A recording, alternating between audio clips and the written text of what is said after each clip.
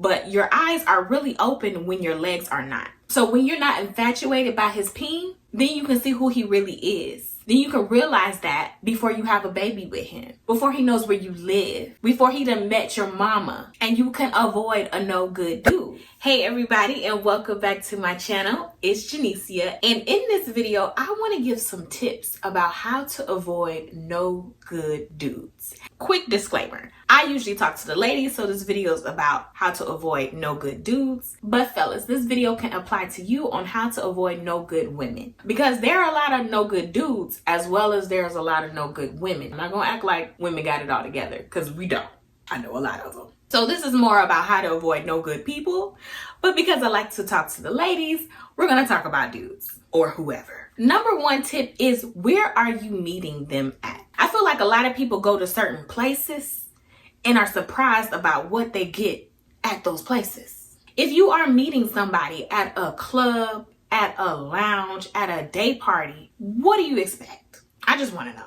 You cannot be thinking, I'm going to meet an upright, integral, quality man at a club. Like, let's be serious. Maybe 1 in 1 million may? That's like hitting the lottery.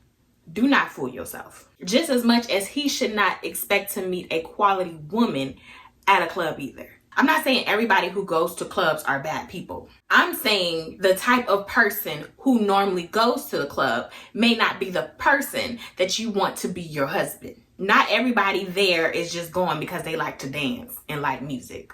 Most people are there to hook up with somebody, to cheat on their spouse because they spouse at home. The women there are going for a dude to either go home with as well or to buy them some drinks. People usually go to club to fish, not just to dance. Probably they want to dance too and have fun, but they're going to fish. They're going to grind on somebody. Let's not play games. That may not be what you went there for, but majority of the people did go there for those things. A man who went to a club to find a woman to sleep with, do you really want that man to be the father of your child?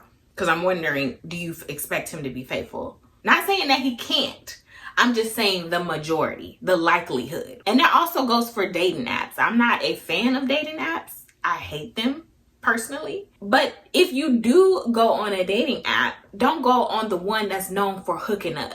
At least go to the one that asks you some questions about your life, where he actually has to type about his heart, that they actually ask him things more than he like football and tacos.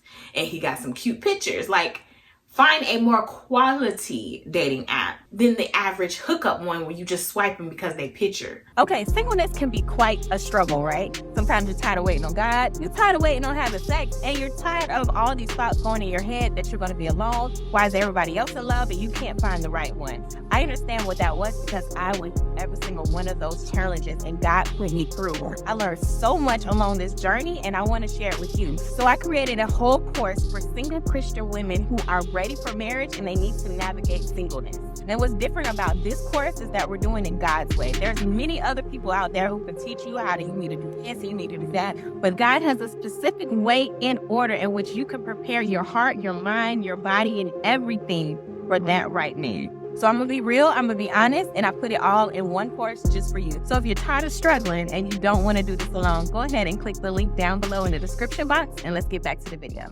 So my tip is to go to places where the man you want to approach you would be at. If you want a man who is maybe entrepreneurial, more business-like, go to a coffee shop. He probably wants to get out the house, wants to work on his laptop. He's there. If you have a hobby that you really like, go somewhere where a group of people do that hobby together. Maybe you'll meet somebody there. My second tip is to observe, observe, observe. As a woman, once you meet a man, most of what you will be doing is observing, because as a woman, your power is your presence. Men will do what you allow, and a lot of women do not understand that. If you allow him to sleep with you on the first night, then he will. But you can't be surprised when he doesn't take you seriously or want to go further with you, or only hit you up when he want to do that again. You don't change the man. You just decide if you want to be with that man. If you don't want to be with that man, if you don't like what you observe,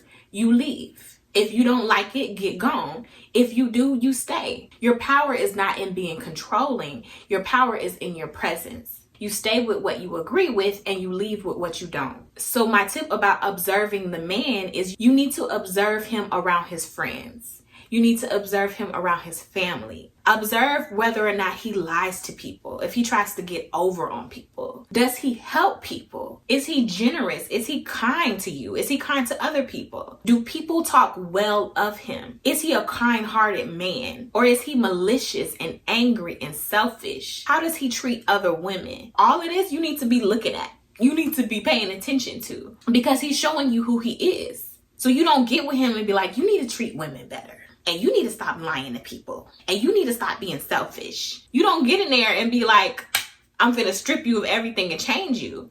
You get in there with what he got, what he has to offer, and you say yes or no. And a lot of this needs to be done in the beginning, because a lot of women wouldn't get their heart broken and realize that they were with a crazy person, with a mama's boy, with a narcissist, since everybody likes to say that nowadays. If you observed him in the beginning, you avoid a no good dude because your eyes were open. Now, I wasn't going to talk about this, but your eyes are really open when your legs are not.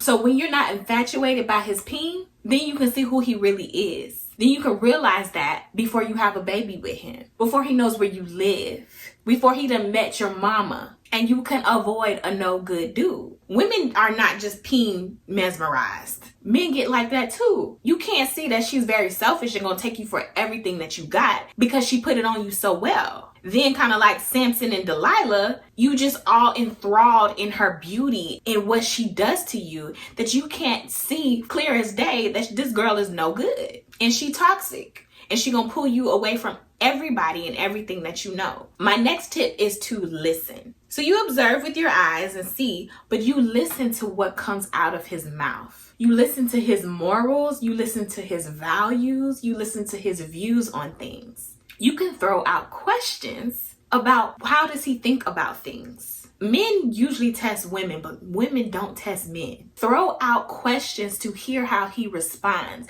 because you don't want to later on get with somebody and be like, oh my gosh, this man is a monster. You should have known that in the beginning. Ask him a lot of questions.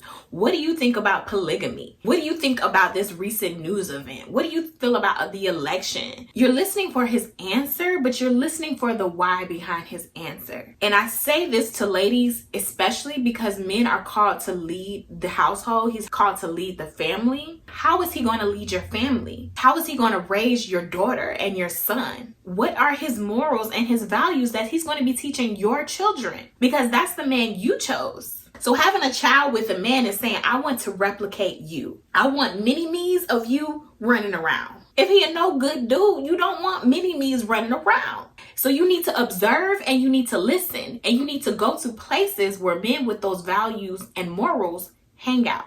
Not to where the men that don't hold your values and morals hang out. And once you have done your evaluation, then you decide to go or to stay. But don't complain about the man that you picked. So those are my 3 tips on how to avoid a no good dude or a no good woman. If you enjoyed this video and it was helpful, please give it a thumbs up and leave a comment down below. Do you have any other tips about how to avoid no good dudes or no good women? And if you haven't subscribed yet, go ahead and do so, because I have way more videos like this coming and I would like to see you more often. So I'll see you later. Bye.